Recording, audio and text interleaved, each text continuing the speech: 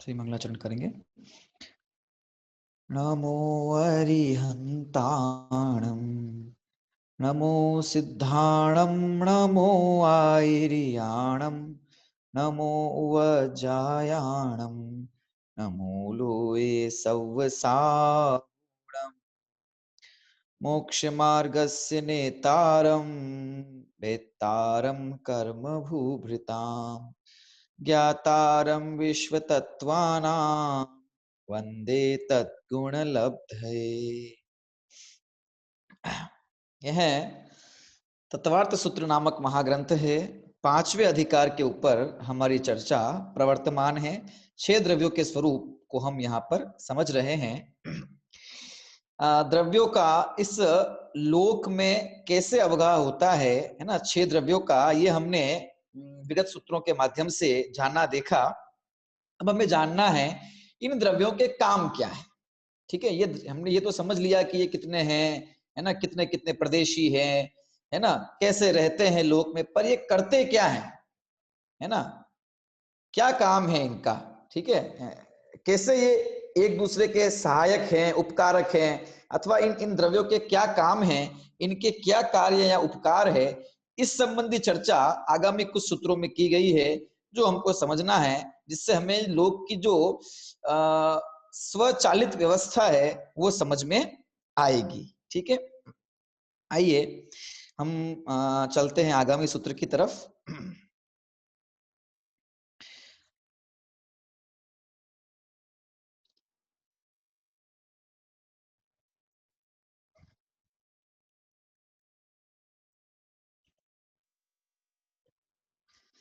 देखिए, सूत्र क्रमांक 17 आपके समक्ष है ना।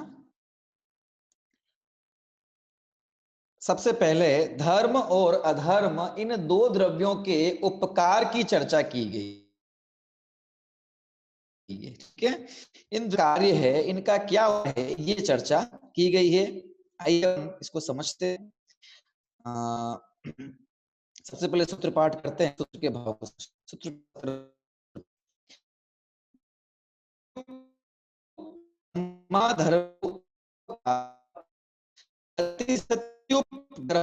धर्म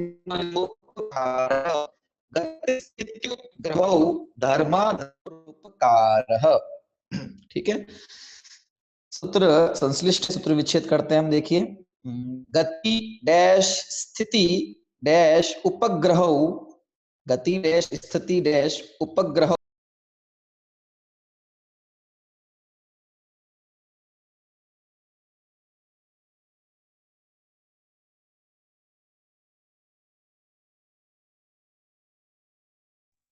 धर्म डैश अधर्मयोः उपकारः।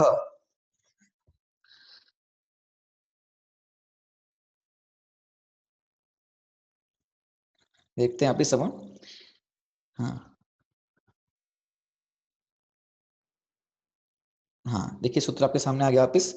गति डैश स्थिति डैश उपग्रहो धर्म डैश अधर्मयोः डैश उपकारः। ठीक है, एक एक शब्दों को हमको यहाँ पर समझना है। धर्म और अधर्म, धर्माधर्मयोः, ठीक है, षष्ठी द्विवचन का प्रयोग है। धर्म और अधर्म इन दो द्रव्यों के उपकार, ठीक है, उपकार मतलब कार्य, ठीक है ना, कार्य की चर्चा यहाँ पर की गई। इस उपकार शब्द को भी हम समझेंगे अभी। ठीक है, यहाँ पे चर्चा की गई है, तो आइए समझते हैं, सूत्रार्थ देखते हैं। देखिए क्या है, गति और स्थिति में निमित्त होना, यह क्रम से धर्म और अधर्म द्रव्य का उपकार है। वापिस, गति और स्थिति में निमित्त होना, यह क्रम से धर्म और अधर्म द्रव्य का उपकार है। ठीक है, यहाँ पर गति स्थिति उपग्रह, ऐसा गति स्थिति और उपग्रह द्विवचन का प्रयोग किया गया। मतलब गति में उपग्रही होना, है ना, उपकारी होना, और स्थिति में गति उपग्रह और स्थिति उपग्रह। ठीक है, ये क्रमशः धर्म और अधर्म इन दोनों का उपकार है। इन दोनों के ही दोनों का उपकार या कार्य नहीं समझ लेना चाहिए, ठीक है। इसलिए यहाँ पर द्विवचन का प्रयोग करके क्रम से एक के साथ एक को सेट किया है। गति धर्म का उपकार है और स्थिति अधर्म का उपकार है ना। ऐसा नहीं है कि धर्म अधर्म दोनों का ही काम गति और स्थिति दोनों ही कराना है। अगर दोनों काम कराते तो फिर दो की क्या जरूरत थी। फिर एक ही कोई द्रव्य यहाँ पर है ना कह देते, या धर्म कह देते, या अधर्म कह देते, या धर्माधर्म ऐसा कुछ नाम दे देते, ठीक है। लेकिन दो द्रव्य हैं, दोनों का अलग अलग कार्य है। धर्म का कार्य है गति और अधर्म का कार्य है स्थिति में निमित्तभूत होना, है ना, गति स्थिति में निमित्त, ठीक है। आइए तो सबसे पहले अपन सूत्र के जो शब्द हैं उनको देख लेते हैं। गति, गति का मतलब क्या है? एक स्थान से दूसरे स्थान को प्राप्त होने का ही नाम गति है, ठीक है। किसी द्रव्य के एक स्थान से दूसरे स्थान को प्राप्त होना, इसी का नाम गति है। तो ये गति किसमें पाई जाती है? एक स्थान से दूसरे स्थान कौन सा द्रव्य हो सकता है? तो 6 द्रव्य में से जीव और पुद्गल, ये दो ही द्रव्य ऐसे हैं जो स्थान से स्थानांतर हो सकते हैं, ठीक है। तो पहला कारण तो ये है कि इनमें इस प्रकार की शक्ति पाई जाती है जिसको बोलते हैं क्रियावती शक्ति, है ना। यहाँ क्रिया का मतलब है स्थान से स्थानांतर होना। तो स्थान से स्थानांतर होने की शक्ति जो है वो इन द्रव्यों में स्वयं पाई जाती है ना। तो वे गति कर सकते हैं। क्या अन्य द्रव्यों में ये गति नहीं पाई जाती? नहीं, ठीक है, क्योंकि धर्म अधर्म आकाश ये तो एक एक ही हैं, तो ये गति करके जाएंगे कहाँ, ठीक है, ना इनमें शक्ति है। रही बात काल द्रव्य की, तो काल द्रव्य तो है ना रत्नों की राशि की तरह खचित है एक एक प्रदेश पर लोकाकाश के, सो वो गति करता नहीं है, ठीक है ना।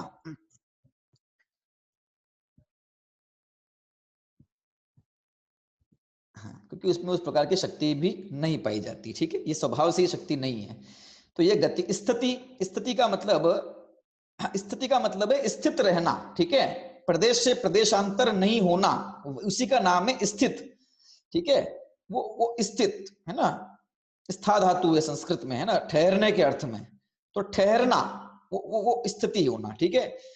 उपग्रह, उपग्रह शब्द का मतलब समझना। उपग्रह का शब्द का मतलब यहाँ पर है निमित्त, ठीक है। उपग्रह या उपकार, इन दोनों का ही शब्द का मतलब निमित्त ही होता है, ठीक है।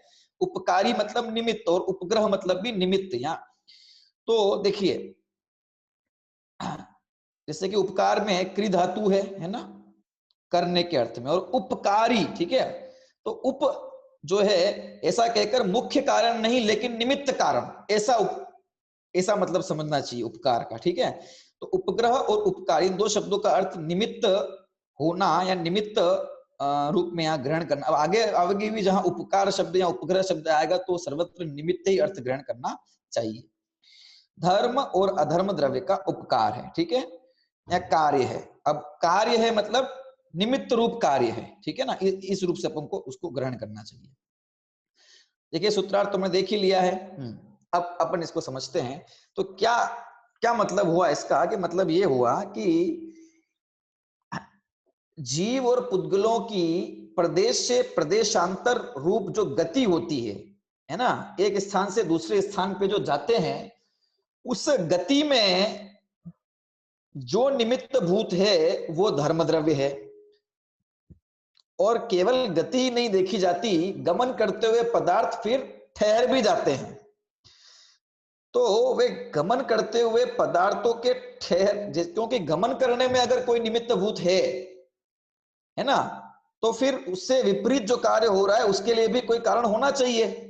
अगर गमन करने के लिए हम धर्म द्रव्य को निमित्त मानते हैं, तो फिर गमन करते हुए पदार्थों की स्थिति के लिए जो निमित्त भूत है वो अधर्म द्रव्य है, धर्म द्रव्य से विपरीत है। इसीलिए इसका नाम क्या हो गया? अधर्म द्रव्य, ठीक है। तो धर्म द्रव्य गति में निमित्त है और अधर्म द्रव्य स्थिति में निमित्त है। निमित्त की चर्चा की है ना, उसको हमको थोड़ा सा यहाँ पर देखना है, क्योंकि निमित्त की बात की है। धर्म और अधर्म द्रव्य इन दोनों को निमित्त कहा है। और निमित्त किसे कहते हैं? निमित्त मतलब सहकारी, निमित्त मतलब उपकारी, या निमित्त मतलब वो कि जब जो कोई कार्य होता है तो उस कार्य में वो बाहरी कारण, वो बाहरी स्थितियां, वो बाहरी वस्तुएं, है ना, जो सबसे अनुकूल जान पड़ती है उस कार्य में, है ना, उनको निमित्त कहा जाता है, ठीक है। और मुख्य कारण जो है वो उसका उपादान, उपादान मतलब उस कार्य के होने की जो योग्यता है उस समय की है, वो उसका प्रमुख कारण है। ठीक है, तो अब काम क्या हो रहा है यहाँ पर ये समझना है हमको, फिर निमित्त क्या है उसको समझेंगे। तो काम हो रहा है यहाँ पर गति, गमन, और गमन करके फिर ठहरना, ये काम हो रहा है, दो काम हो रहे हैं। ठीक है, तो जीव सबसे पहले धर्म द्रव्य संबंध, स्वयं गमन करते हुए, स्वयं गमन करने की योग्यता को धारण किए हुए और स्वयं गमन रूप परिणत जो जीव और पुद्गल द्रव्य हैं, उनके उस गमन में जो निमित्त कहा जाता है उसका नाम है धर्म द्रव्य। ठीक है, और गमन करते हुए जो ठहर जाते हैं, है ना, जीव और पुद्गल स्वयं की योग्यता से, तो उनके गमन करते हुए उनके ठहराव में जो निमित्त भूत कहा जाता है वह अधर्म द्रव्य कहा जाता है। तो इस प्रकार से ये धर्म और अधर्म निमित्त, निमित्त इसलिए क्योंकि ये गमन करवाते नहीं है और ठहराते नहीं है। ना तो जीव किसी जीव और पुद्गल को धर्म द्रव्य जबरन एक स्थान से स्थानांतर करता है, और नहीं अधर्म द्रव्य जो है वो उसको जबरन किसी गमन करते हुए किसी स्थान पर ठहरा देता है। ठीक है, अगर यही करा सकते होते तो फिर ये अन्य द्रव्यों को चलित क्यों नहीं करते, है ना। धर्म जीव और पुद्गल को ही स्थानांतर क्यों करता है, काल द्रव्य को स्थानांतरित क्यों नहीं कर देता, है ना, किसी अन्य द्रव्य को स्थानांतरित क्यों नहीं कर देता, क्यों, क्योंकि उनमें ऐसी योग्यता ही नहीं है, उनका ऐसा स्वभाव ही नहीं है कि वे, है ना, एक स्थान से दूसरे स्थान पे जाएं। उनमें इस प्रकार की ऐसी शक्ति नहीं है, जो जिसमें जो स्वभाव नहीं है तो वो दूसरा उसमें वो कार्य नहीं करा सकता। अगर ऐसा हो जाए तो फिर स्वभाव का ही नाश हो जाए, फिर वो पदार्थ की स्वयं की क्या योग्यता रही, अगर दूसरा ही उसको वैसे कराता रहेगा तो। और अगर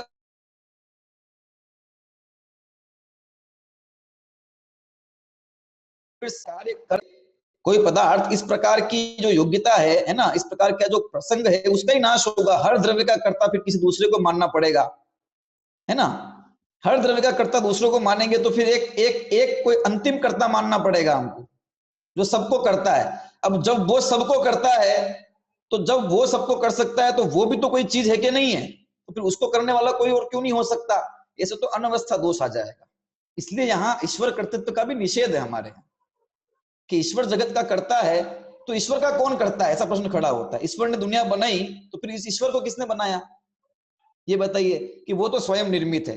अच्छा, स्वयं निर्मित तो ईश्वर कोई चीज है कि नहीं है, ये बताओ पहले, कि हाँ है।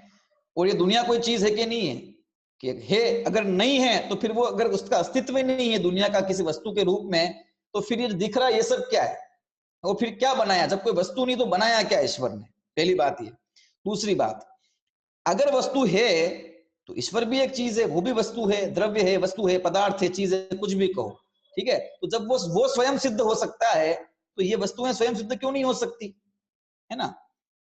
ठीक है, इसलिए पहले कुछ था और बाकी चीजें नहीं थी, और वो लेके आए, द्रव्य को ही कोई लेके आ गया। इस प्रकार का जो ईश्वर कर्तृत्व है वो युक्ति संगत नहीं है, और जैन दर्शन इसे स्वीकार नहीं करता है, क्योंकि वस्तु व्यवस्था में ऐसा हो नहीं सकता है। ठीक है, ऐसा नहीं है कि जैन दर्शन के हिसाब से तो ईश्वर कर्तृत्व होता है और अन्य के हिसाब से नहीं होता है, दोनों मान के चलो, अपने को तो सामंजस्य बना के चलना है ना। सामंजस्य तो परस्पर सद्भाव से बनता ही है, लेकिन जो सिद्धांतिक बात है वो अपने अपने दर्शन की जो है वो जाननी है, और वस्तुगत दर्शन है जैन दर्शन।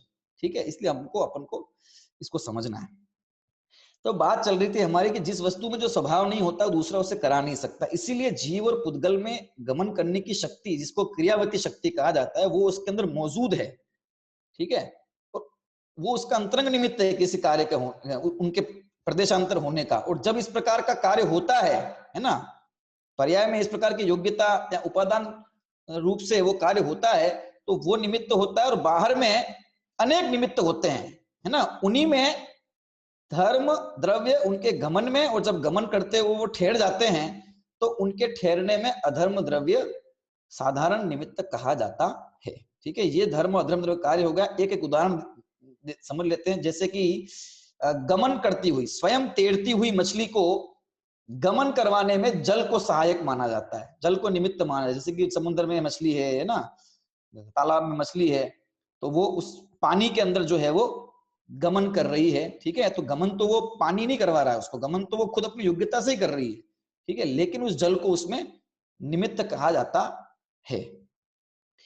उसी प्रकार से अधर्म द्रव्य का उदाहरण देख लीजिए, जैसे गमन करते हुए किसी राहगीर को वृक्ष की छाया ठहराने में निमित्त होती है, और रुका तो वो अपनी योग्यता से ही है, उसको रुकना था इसलिए अपनी इच्छा से ही रुका है, ठीक है, लेकिन उस पेड़ की छाया को उसको ठहराने में निमित्त कहा जाता है।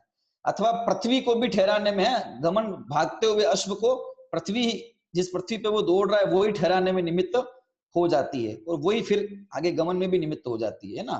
तो इस प्रकार से ये कोई पर वस्तु है ना, जब वस्तु में स्वयं कार्य होता है, तो जब कोई दूसरी वस्तु जिस पर ये आरोप लगाया जाता है, जिस पर ये उसके अनुकूल होने का प्रसंग बनता है, तो वो निमित्त कहलाता है। तो जब जीव और पुद्गलों का स्वयं गमन होता है तो धर्म द्रव्य उनके गमन में निमित्त कहा जाता है, और जब वो ठहरते हैं तो अधर्म द्रव्य उनके स्थिति में, गमन पूर्वक स्थिति जो है उसमें उनको निमित्त कहा जाता है। अपन को ये बात समझनी है ना, ये निमित्त है, तो निमित्त से अपन ने एक बात समझ लीजिए, निमित्त है तो फिर निमित्त है तो ये कुछ कराएंगे नहीं उसको ना, क्योंकि निमित्त किसी वस्तु में जबरन काम कराता नहीं है, काम होता है तो किसी को निमित्त कहा जाता है। ये बात हो गई, ठीक है। अब दूसरा प्रश्न हमको ये समझना है कि धर्म और अधर्म द्रव्य की जरूरत क्या है। धर्म और अधर्म द्रव्य का काम क्या है वो अपन ने देख लिया, ठीक है, गमन और स्थिति में, जीव पुद्गलों की गमन और स्थिति में निमित्त भूत होना। अब दूसरा प्रश्न ये है कि अपन को ये समझना है कि धर्म और अधर्म द्रव्य, धर्म और अधर्म द्रव्य का काम क्या है, ऐसा अलग से क्या काम है इनका कि इनकी है ना उपस्थिति या इनका अस्तित्व बताया गया है लोक में, कि धर्म और अधर्म द्रव्य भी हैं, ठीक है, नहीं होते तो चलता ना, धर्म और अधर्म द्रव्य नहीं होते तो क्या दिक्कत थी, चल जाता, उसमें क्या बात है, धर्म और अधर्म द्रव्य की ऐसी क्या आवश्यकता है कि क्यों छह द्रव्यों में है ना इन दो की बात बताई है, क्योंकि जीव पुद्गल हमको प्रत्यक्ष समझ में आते हैं, आकाश की अवगाहना है, कोई एक ऐसी चीज है जो जीव पुद्गल से अलग स्थान रूप है, वो समझ में आती है, काल भी समझ में आता है, टाइम है ना, वो भी इन सबसे अलग है, पर ये धर्म अधर्म समझ में नहीं आते क्या है इनका, ठीक है, और इनका जो कार्य है वो भी जीव पुद्गलों में देखा जा रहा है, ठीक है, और किन जीव पुद्गलों में देखा जा रहा है, तो स्वयं अपना कार्य कर रहे हैं। तो अब प्रश्न ये है कि जब ये धर्म और अधर्म द्रव्य का कार्य है ना, ऐसा कोई विशेष समझ में नहीं आता, ठीक है, इसलिए ये धर्म और अधर्म द्रव्य नहीं है, ऐसी शंका खड़ी की, ये धर्म अधर्म द्रव्य है ही नहीं, आप जिन धर्म और अधर्म द्रव्य की कल्पना कर रहे हो छह द्रव्यों के अंदर, वो धर्म और अधर्म द्रव्य नहीं है, ठीक है, क्यों नहीं है, तो पहली शंका, पहला प्रश्न ऐसा खड़ा होता है, क्या खड़ा होता है, देखिए आपने ये बोला कि भाई स्वयं गमन करते हुए जीवों को और पुद्गलों को, और स्वयं स्थित गमन करके फिर स्थिति को प्राप्त होते हुए जीवों और पुद्गलों को जो गमन करवाने में और ठहराने में निमित्त हो, वो धर्म अधर्म द्रव्य है। अब बात ये खड़ी होती है, जब वो स्वयं ही गमन कर रहे हैं, अपनी योग्यता से ही गमन करते हैं और अपनी योग्यता से रुकते हैं, तो फिर धर्म अधर्म द्रव्य की क्या जरूरत है, जब वो स्वयं अपनी योग्यता से गमन करते हैं तो फिर ये धर्म और अधर्म द्रव्य की अलग से कल्पना करने की क्या योग्यता, स्वयं गमन करने की जब योग्यता होती है तो गमन कर लेते हैं, और जब उनके ठहरने की योग्यता होती है तो रुक जाते हैं, फिर ये धर्म और अधर्म द्रव्य का क्या काम रहा वहां पे, है ना, जब वो स्वयं ही कर रहे हैं तो ये तो करा नहीं रहे हैं, ठीक है, पहली बात, इसलिए धर्म अधर्म द्रव्य है नहीं, इनकी कोई जरूरत नहीं है, ठीक है। तो इसमें हम कहते हैं कि देखो, हमने जो धर्म और अधर्म द्रव्य का कार्य बताया है वो कोई उनके प्रेरक निमित्त नहीं कहा है, उनको कहा ना जबरन करवाते नहीं है, करते तो वे खुद ही हैं, लेकिन जब भी कार्य होता है तो वहां कोई ना कोई निमित्त अवश्य होता ही होता है, किसी न किसी के ऊपर निमित्त पने का आरोप वहां पर आता ही आता है, ठीक है, एक ऐसी ये व्यवस्था है, कार्य की व्यवस्था है, ठीक है, निमित्त होगा ही नहीं ये नहीं हो सकता, वो वहां पर होता ही होता है, जब क्योंकि किसी को निमित्त कहते ही है जब कार्य होता है तब, ठीक है ना, तो वहां पर हम इनको निमित्त रूप में स्वीकार करते हैं, हम कोई प्रेरक रूप में स्वीकार नहीं करते, हम इनको अप्रेरक निमित्त के रूप में स्वीकार करते हैं, स्वयं गमन तो स्वयं ही करते हैं, तो ये करवाते नहीं है, ठीक है ना। अगर ये करवाते हो तो बहुत आपत्ति हो जाएगी, और अगर ये ठहरवाते हो, गमन करवाएं और ठहरवाएं, अगर ये धर्म अधर्म द्रव्य वो तो बहुत फिर आपत्ति हो जाएगी, ठीक है। तो फिर किसी पदार्थ का है ना गमन बनेगा ना स्थिति बने, कुछ सिद्ध ही नहीं होगा फिर, है ना। और या फिर जो जितना गमन हमको नजर आ रहा है पुद्गल परमाणुओं का या पुद्गल वस्तुओं का या हम स्वयं का भी जीव द्रव्य आदि का, तो वो सब नहीं सिद्ध हो सकेगा, ठीक है। वो अपन एक प्रश्न में बात करेंगे आगे। अभी अपन को धर्म अधर्म द्रव्य के कार्य को सिद्ध करना है, ये है कि नहीं इनको सिद्ध करना है। तो हमने कहा कि भाई ये तो इनके अप्रेरक निमित्त हैं, कोई इसको जबरन तो करवाते हैं नहीं, ठीक है। तो कह रहे हैं कि जो तुम बाहरी निमित्त की बात कर रहे हो, ये कह रहे हो कि ये करवाते नहीं है, निमित्त चाहिए, ये बात है ना। तो निमित्त तो है ना, निमित्त तो है।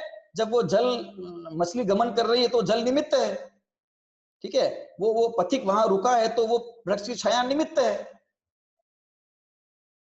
निमित्त, उसमें क्या दिक्कत है, उसका तो निमित्त वहां पे बना हुआ है, ठीक है। कोई गमन करता हुआ व्यक्ति रुक गया, उसकी इच्छा निमित्त हो गई वहां पर, ठीक है। कोई पदार्थ हमने कहीं फेंका और किसी पदार्थ को आड़े आ गया, उसकी वजह से वो रुक गया, तो वो निमित्त हो गया वहां पर।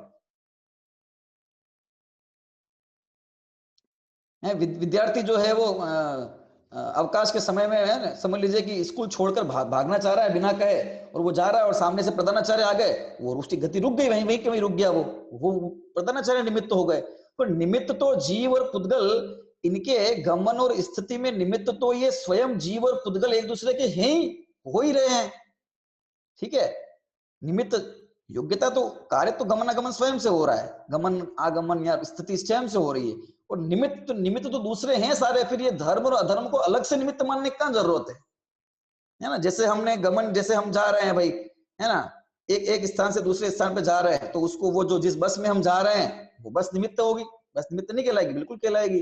गाड़ी से जा रहे हैं, साइकिल से जा रहे हैं, तो वो निमित्त हो गई, है ना। जीव एक प्रदेश एक जगह से दूसरे जगह गमन कर रहा है, तो उसका वो शरीर ही उसका निमित्त हो गया, जीव शरीर का निमित्त हो गया, शरीर जीव का निमित्त हो गया, क्योंकि मुर्दा तो वहां से गमन करता नहीं है।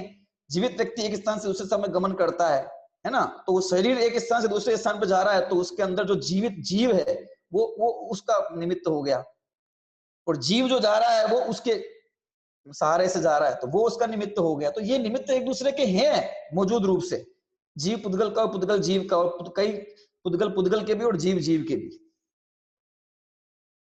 ठीक है। तो फिर इसकी क्या है जरूरत अलग से इसको मानने की। तो इसके लिए कहते हैं, देखिए भाई, इनको साधारण निमित्त कहा गया, ये क्या, क्योंकि जीव और पुद्गलों का गमनागमन इस पूरे लोक में सर्वत्र होता है ना। सर्वत्र जीव का गमन और पुद्गलों का गमन और आगमन पाया जाता है। तो कोई फिर ऐसा सर्वव्यापी या सर्वगत कारण जरूर होना चाहिए जो सर्वत्र सर्व जीव और पुद्गलों के गमन का एक साधारण निमित्त हो। विशेष निमित्त तो यथायोग्य स्थितियां होगी, और वैसे भी एक कार्य के होने में अनेक निमित्त होते हैं। उपादान कारण तो वह स्वयं उस रूप होता ही है ना, उस रूप कार्य का होना, लेकिन निमित्त अनेक कारण होते हैं, क्योंकि आरोप तो अनेक कारणों पर, अनेक वस्तुओं पर आ सकता है ना। किसी एक कार्य का एक ही निमित्त होगा ये तो जरूरी नहीं है, अनेक निमित्त हो सकते हैं। तो उन अनेक निमित्तों में से एक ये धर्म और अधर्म द्रव्य हैं, और ये साधारण निमित्त, क्योंकि सर्वत्र पूरे लोक में जीव और पुद्गलों का गमन पाया जाता है, तो सर्वगत कोई कारण होना चाहिए, है ना, साधारण कारण। उस रूप में इनको ग्रहण करना आवश्यक हो जाता है, ठीक है। नहीं तो फिर कोई साधारण कारण अगर नहीं होगा तो किस प्रकार से अपन सर्वत्र जो गमनागमन जीव का हो रहा है, सर्वत्र गमनागमन हो रहा है, उसका एक कोई कारण सर्वत्र कैसे जानेंगे। तो इसलिए गमन करने वाले जीव और पुद्गल जो हैं उनके लिए कोई एक साधारण कारण माना गया है, उस रूप में इनको ग्रहण किया गया है, ठीक है। जिसको अपन उदासीन कहते हैं, अप्रेरक कहते हैं, करवाते नहीं है जबरदस्ती। तो फिर इसमें प्रश्न खड़ा होगा कि भाई ठीक है, आप ये कह रहे हो कि सर्वगत कोई एक कारण होना चाहिए, बात समझ में आती है, क्योंकि सर्व पूरे लोक में ही जीव पुद्गल का गमन होता है ना। अलग अलग बहुत सारे पुद्गल गमन कर रहे हैं, बहुत सारे पुद्गल जो है वो गमन करके ठहर रहे हैं, बहुत सारे जीव गमन कर रहे हैं, गमन करके ठहर रहे हैं, है ना, अपने अपने विशेष कारणों के साथ। पर उनका एक कोई कॉमन कारण, साधारण कारण सर्वगत होना ही चाहिए, तो वो आगे बात समझ में की है, ठीक है, वो धर्म अधर्म द्रव्य हैं। लेकिन अगर हम ये कहें कि वो काम तो आकाश भी कर सकता है, क्योंकि जैसे आपने धर्म और अधर्म को पूरे लोक में व्याप्त कहा है, एक धर्म अधर्म द्रव्य सारे लोक में व्याप्त है, ऐसा आपने बोला है, तो ऐसा आकाश भी तो व्याप्त है ना पूरे लोक में। और पूरे लोकाकाश आकाश में व्याप्त है और वो आकाश उसी में व्याप्त है, तो पूरा आकाश है ना। तो आकाश को क्यों नहीं कह देते हो गमन और स्थिति में निमित्त भूत, उसका उपकारक उस आकाश को क्यों नहीं कह देते हो? धर्म और अधर्म द्रव्य का काम करने वाला आकाश द्रव्य क्यों नहीं हो सकता? वो भी तो सर्वगत है, ये काम तो वो भी कर सकता है ना। और व्यर्थ में दो द्रव्य बढ़ाने की क्या जरूरत है, चार में काम हो जाएगा। इस प्रकार का शंका होती है। तो कहते हैं भाई बात यद्यपि सही है कि आकाश द्रव्य सर्वगत है, लेकिन आकाश द्रव्य का अपना कार्य अलग है। ठीक है, क्या काम है कि अन्य द्रव्यों को अवगाहन देना, ये उसका अलग कार्य है, ये उसका अलग एक प्रयोजन है। अलग प्रयोजन है तो कोई बात नहीं, बना रहे प्रयोजन, ये भी तो उसके काम हो सकते हैं, गति और स्थिति ये भी तो काम हो सकते हैं ना उसके। ठीक है, तो कहते हैं कि किसी द्रव्य के जो उसका विशिष्ट प्रयोजन माना गया है, आकाश का विशिष्ट प्रयोजन अवगाहना देना माना गया है ना। तो उसी आकाश द्रव्य के अगर अपन धर्म जीव पुद्गलों की गति में और उनकी स्थिति में उनमें भी निमित्तपना उसी आकाश का द्रव्य का काम मान लेंगे, तो इसमें दो प्रश्न खड़े होंगे। एक तो फिर तो इस लोक के बाहर भी जीव पुद्गलों की गति होनी चाहिए। क्यों? क्योंकि आकाश तो सर्वव्याप्त है, लोक के बाहर भी है। तो आकाश ही अगर ये कार्य करवाता है तो फिर इसके बाहर भी उसकी गति होनी चाहिए। ठीक है, अगर ऐसा नहीं है तो फिर कुछ आकाश की कुछ जगह ऐसी है कि जहां पर कोई दूसरी चीजें हैं जो इन जीव और पुद्गलों के गमन और स्थिति में निमित्त है, जो आकाश के सिवा दूसरी कोई चीज है। अगर आकाश ही होता तो फिर सर्वत्र अलोकाकाश में भी जीव और पुद्गल घूमते रहते, लेकिन वो जाते नहीं है, एक जगह जाकर ठहर जाते हैं। इसका मतलब वो उतना जो एरिया है, जितने एरिया में वो ठहर जाते हैं या गमन करते रहते हैं, उससे आगे गमन नहीं करते, उतने में ठहरे रहते हैं, है ना। तो उसमें कोई दूसरी आकाश से कोई दूसरी चीज ऐसी होनी चाहिए जिसको अपन सर्वगत, जो सर्वगत भी हो और जिसको निमित्त बनने का आरोप आए, तो वो फिर धर्म और अधर्म द्रव्य है। इसलिए आकाश नहीं हो सकता। ठीक है, तो लोक और अलोक का विभाग ही नहीं बनेगा, फिर तो सब सर्वगत हो जाएगा, पहली बात।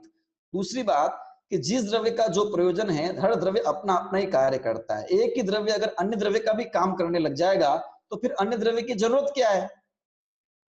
जैसे आकाश द्रव्य जीव और पुद्गलों के गमन और स्थिति में निमित्त हो गया, तो फिर जीव द्रव्य का जानने का काम भी आकाश ही कर ले।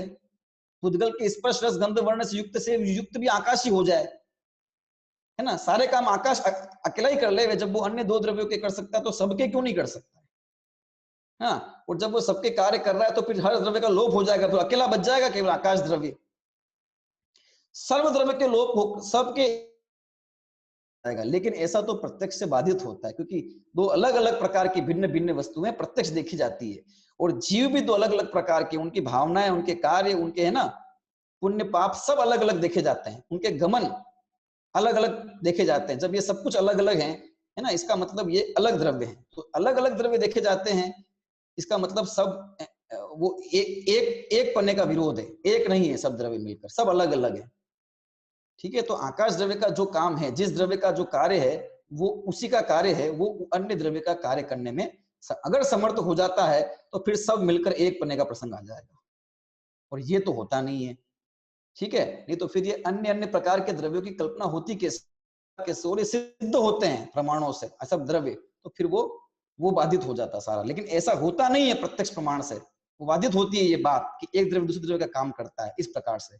इसलिए आकाश सर्वगत होते हुए भी धर्म और अधर्म द्रव्य के, है ना, जीव और पुद्गलों के गमन और ठहराने में निमित्त वाला काम कर सकता है, ये बाधा होती है। इसलिए उस आकाश से अलग कोई सर्वगत चीजें ऐसी होनी चाहिए कि जो, है ना, इनका कोई साधारण निमित्त बन जाए, है ना, तो वो फिर धर्म और अधर्म के रूप में स्थित हो जाती। इसलिए वे धर्म और अधर्म द्रव्य हैं, सर्वगत भी हैं और आकाश से अलग भी है। ठीक है,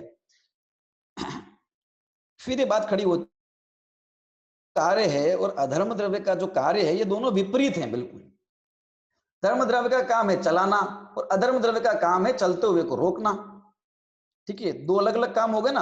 अब जब ये दो काम हैं तो फिर ये परस्पर बाधा को प्राप्त होते हैं। ये दोनों द्रव्य के कार्य, इन दोनों के उपकार, है ना, ये दोनों द्रव्य जो होते हैं वो परस्पर बाधा को प्राप्त होते हैं। परस्पर बाधा को प्राप्त होते हैं ये दोनों द्रव्य, वो दोनों द्रव्य तुल्य बल वाले हैं, दोनों सर्वगत हैं, दोनों असंख्यात प्रदेशी हैं। तो दोनों एक दूसरे को बाधा को प्राप्त करते हैं। या तो फिर दोनों को एक ही मान लो, फिर दोनों को मानो ही मत, क्योंकि ये दोनों के जो काम है ना, एक का काम है गमन करवाना और एक का काम है रोकना। एक गमन करवा रहा, एक रोक रहा है, एक गमन करवा रहा, एक, फिर ये दोनों की समान ताकत है। फिर क्या उस पदार्थ का होगा क्या कि नहीं करेगा, और करते हुए हमको देखे जाते हैं। तो फिर धर्म को ही मानो, अधर्म को मत मानो। लेकिन कैसे नहीं माने, गमन करते हुए चीज रुकती हुई भी नजर आती है, तो अधर्म को भी मानना पड़ेगा, वो धर्म को भी मानना पड़ेगा, दोनों को मानना पड़ेगा। लेकिन दोनों के काम तो इतने विपरीत है, बिल्कुल अलग अलग है। तो क्या ये इनके कार्य एक दूसरे में बाधा उत्पन्न, अगर बाधा उत्पन्न करते हैं तो खत्म करो, फिर इनको मानने, दोनों का अस्तित्व नहीं है ये। तो इसका उत्तर देते हैं देखो इस प्रकार से कि भाई ये जो धर्म द्रव्य है और अधर्म द्रव्य है, ये कोई जबरन कहा ना प्रेरक नहीं है जीव पुद्गलों को गमन करवाने में। वो स्वयं जब जीव और पुद्गल अपनी योग्यता से गमन और स्थिति करते हैं, तब इनको इन पे साधारण रूप से निमित्त पने का आरोप आता है। तो इनका कोई ये काम नहीं है कि वो जीवों को ढूंढ ढूंढ के मान कर दें, और अधर्म द्रव्य का काम नहीं है कि गतिमान जीवों को, जय पुद्गल जो भी गतिमान है उनको जबरन रोक दे। अगर ऐसा होता तो बाधा आएगी, हमें बात समझ में आती। पर इनका स्वरूप ऐसा कहा ही नहीं है हमारे यहाँ। इनका स्वरूप तो उदासीन और साधारण निमित्त बोला है इनको, तो कि जब होगा तो कोई एक साधारण कारण होना चाहिए पूरे लोक में, जो सब जीवों के गमन और पुद्गलों के गमन में निमित्त बन रहा है, तो धर्म द्रव्य। और जब जब वो जितने जितने ठहर रहे हैं, उसमें भी कोई होना चाहिए कि एक ही चीज दो विपरीत कारणों की तो नहीं निमित्त हो सकती ना। गमन में भी वही और स्थिति में भी वही है, ये तो नहीं सेट हो सकता। उसके लिए कुछ अलग अलग कल्पना करनी पड़ेगी, मानना पड़ेगा, तो वो धर्म द्रव्य है ना। तो ये प्रेरक नहीं है, ये तो अप्रेरक है, इसलिए कोई दिक्कत की बात नहीं है। जब होता है तो कहते हैं इनको, ठीक है। और इनको मानना जरूरी इसलिए है क्योंकि सर्वत्र कोई चीज ऐसी है, होनी चाहिए जो सर्वत्र उसका निमित्त भूत हो जाए साधारण रूप से, इसलिए इनको माना गया है, ठीक है। फिर एक अंत में ये कह देते हैं कि भाई ये धर्म अधर्म द्रव्य हमको दिखते नहीं है, नजर नहीं आते हैं, ना अनुभव में आते हैं, ठीक है। ये प्रत्यक्ष गोचर नहीं है, इसलिए ये नहीं है। क्यों? जैसे गधे के सींग दिखते नहीं है, जो नहीं होते हैं, उसी तरह से ये प्रत्यक्ष गोचर नहीं है, इसलिए ना धर्म द्रव्य है और ना अधर्म द्रव्य है। तो कहते हैं कि भाई जो चीज प्रत्यक्ष नजर नहीं आती, प्रत्यक्ष नहीं होती, वो नहीं होती, ऐसी तो कोई बात है नहीं। और दो प्रकार की वस्तुएं मानी गई है लोक में, एक प्रत्यक्ष एक अप्रत्यक्ष, ठीक है। जरूरी नहीं है कि वो हर वस्तु जो हमारे प्रत्यक्ष हो वो इस लोक में होवे, ठीक है। कोई वस्तु हमारे प्रत्यक्षगत होती है, कोई किसी और के प्रत्यक्ष, जो हमारे प्रत्यक्षगत नहीं है कोई दुनिया में है ही नहीं, हम ये तो नहीं कह सकते। और दूसरी बात ऐसी कि कोई वस्तु ऐसी है जो लोक में किसी के, है ना, सर्वज्ञ को केवली को छोड़ के किसी के प्रत्यक्षगत नहीं हो रही है, तो क्या वो नहीं है क्या वस्तु? क्योंकि प्रत्यक्ष और अप्रत्यक्ष दोनों ही प्रकार की वस्तु सारे दर्शनों में मानी गई है, ठीक है। इसलिए जो हमारे केवली भगवान हैं, है ना, सर्वज्ञ जो सिद्धि करते हैं, हम उन सर्वज्ञ भगवान के प्रत्यक्ष ज्ञान का हेतु, प्रत्यक्ष ज्ञान का विषय ये धर्म और अधर्म द्रव्य बनते हैं। तो कैसे बनते हैं कि अमूर्तिक है तो अमूर्तिक रूप से बनते हैं, जैसे हैं वैसे बनते हैं, है ना। कोई पुद्गल रूप में तो बनते नहीं है। और हम भी इसे अनुमान से जानते हैं, जैसे हमने अभी अनुमान से जाना है इन चीजों को कि कोई एक ऐसी शक्ति होनी चाहिए गमन करवाने वाली और ठहराने वाली, कोई ऐसी शक्ति होनी चाहिए जो कि आकाश से अलग हो, है ना, जो कि काल से अलग हो, जो कि वो स्वयं उन द्रव्यों से अलग हो, ऐसा कोई होना चाहिए, ठीक है। तो ऐसा इससे भी हमने अनुमान से ये जाना है। और केवली भगवान के द्वारा प्रत्यक्ष ये होते हैं, हम केवली भगवान को मानते हैं ना, कोई सर्वज्ञ ऐसा मानते हैं, ठीक है ना। और दूसरा और आगम भी एक प्रमाण है, तो उनके द्वारा कथित जो आगम है उससे भी इन धर्म और अधर्म द्रव्यों की सिद्धि हो जाती है, ठीक है। इसलिए ये धर्म और अधर्म द्रव्य यद्यपि प्रत्यक्ष नहीं है, प्रत्यक्ष तो आकाश भी नहीं है, तो क्या आकाश को नहीं मानते क्या? आकाश को स्वीकार नहीं करते क्या? वो भी प्रत्यक्ष तो नहीं है ना, वो भी प्रत्यक्ष नहीं है, लेकिन उसको भी स्वीकार करते हैं। तो इसी तरह धर्म और अधर्म द्रव्य को स्वीकार करने में भी कोई आपत्ति नहीं है, क्योंकि उनके कार्य जो हैं, है ना, जो कार्य हमने बताए हैं, ठीक है, उन कार्यों से हम उनकी पहचान करते हैं, फिर देखे जाते हैं लोक में। इसलिए ऐसे धर्म और अधर्म ये दो द्रव्य जो हैं ये हैं, ठीक है, इनके होने में कोई आपत्ति नहीं होती है, ठीक है। इस प्रकार से ये क्योंकि अन्य द्रव्य की स्वीकृति में तो कोई संदेह नहीं होता, समझ में आ जाते हैं, जीव पुद्गल और आकाश और काल तो आता है समझ में कि, लेकिन ये नहीं आते समझ में कि ये धर्म धर्म क्या है और इनकी जरूरत क्या है अलग से मानने की, है ना। और गमन और स्थिति, भाई गमन और स्थिति ये काम आप कह रहे हो कि गमन हो रहा है स्थिति हो रही है, गमन हो रहा है स्थिति हो रही है, और भी तो काम होते हैं ना द्रव्य के अंदर। तो फिर क्या हर एक काम के लिए अलग अलग कोई द्रव्य द्रव्य बना ले क्या अपन? जैसे गमन के निमित्त भूत साधारण कोई द्रव्य बना लिया, है ना, और उनकी स्थिति के निमित्त भूत कोई साधारण द्रव्य बना दिया, तो फिर तो काम तो बहुत सारे होते हैं द्रव्य के अंदर, हर एक के लिए कोई अलग अलग निमित्त बना लो, फिर अलग अलग द्रव्य निमित्त बना ले। तो कहते हैं कि जितने द्रव्य में कार्य होते हैं उन सबके निमित्त भूत, उनके सबके निमित्त भूत जो बहिरंग निमित्त भूत जो अन्य द्रव्य हैं, उन सबका अंतर्भाव इन 6 द्रव्यों में हो जाता है। ठीक है, उन सबका अंतर्भाव जो है वो जीव पुद्गल आकाश काल इनमें हो जाता है। ठीक है, धर्म अधर्म इनमें हो जाता है ना। और इतने तो चाहिए, जितने भी कार्य द्रव्य में होते हैं उसका निमित्त पना बताने की, उसमें कोई निमित्त है ऐसा कथन करने की, इससे ज्यादा की जरूरत नहीं है।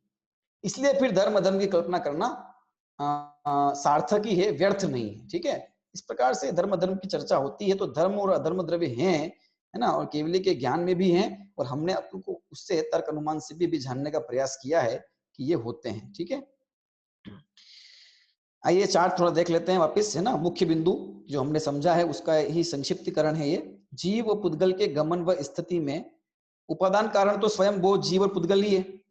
अंतरंग निमित्त, ठीक है, उसकी क्रियावती शक्ति वो उसके अंतरंग निमित्त है ना। अंतरंग निमित्त इसलिए कही है क्योंकि हर समय गमन नहीं करते रहते, ठीक है, और हर समय, है ना, स्थिति रहते हो ऐसा भी नहीं है। अपनी अपनी योग्यता जब होती है उस कार्य के होने की, तब उस क्रियावती शक्ति को वहां निमित्त पना अंतरंग में, उनके अंतर में मौजूद है वो कारण। और बाहर में, कि बाहर में जो साधारण कारण कहा ना, सर्वगत साधारण कारण, जिसको उदासीन और अप्रेरक का, वो तो देखो धर्म और अधर्म द्रव्य हैं। ठीक है, गमन में धर्म और स्थिति में अधर्म द्रव्य। और विशेष कारण जहां जहां वहां वहां जिस जिस स्थिति में वो गमन और स्थिति करेगा, वहां वहां जो जो अनुकूल होगा वो हो जाएगा। ठीक है ना, रेलगाड़ी हो जाएगी, रुकने में छाया हो जाएगी, बैठने में कुर्सी हो जाएगी, है ना, वो पृथ्वी जहां पर बैठा है वो हो जाएगा, वो सब उसमें निमित्तपना हो जाएगा, इसमें कोई ऐसी आपत्ति की बात नहीं है। ठीक है, अधर्म द्रव्य की तो गति पूर्वक स्थिति रूप परिणामों परिणमे द्रव्यों की स्थिति में सहायक है, स्थित द्रव्यों की नहीं। ठीक है, तो गमन करते हुए जब पदार्थ स्थिर होते हैं तो वहां पर ये जो है अधर्म द्रव्य जो है इसका निमित्त बनने का कार्य होता है। तो इस सूत्र का संक्षिप्तीकरण ये है कि जीव और पुद्गलों के गमन और स्थिति में निमित्त भूत होना, यही जो है कार्य है किसका, धर्म और अधर्म द्रव्य का ये कार्य होता है। ठीक है, इस प्रकार से धर्म और अधर्म द्रव्य के कार्य को हमने देखा है।